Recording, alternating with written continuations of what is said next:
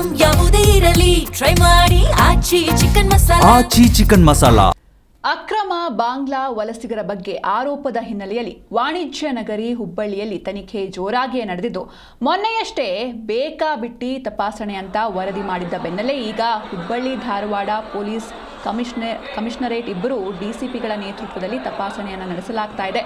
ಹುಬ್ಬಳ್ಳಿಯಲ್ಲಿ ಸಾವಿರಾರು ಜನರನ್ನ ತಪಾಸಣೆ ಮಾಡಿದ್ದಾರೆ ಪೊಲೀಸರು. ಹೊಸ ಬಸ್ ನಿಲ್ದಾಣದಲ್ಲಿ ದಾಖಲೆಗಳ ಪರಿಶೀಲನೆಯನ್ನು ನಡೆಸ್ತಾ ಇದ್ದಾರೆ.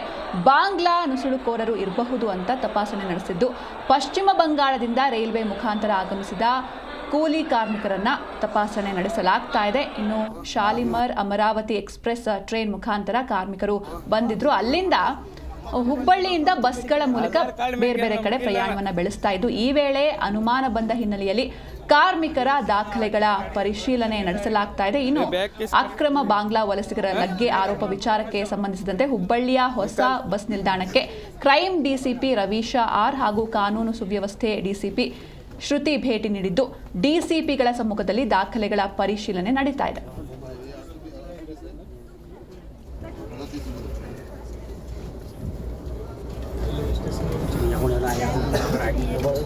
अरे 1020 টাকা দাও বরাবর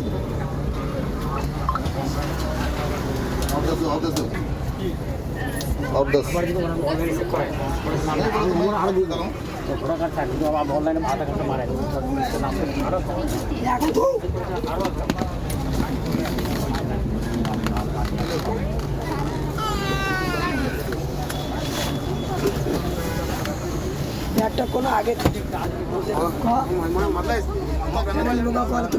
आधार कार्ड में गेल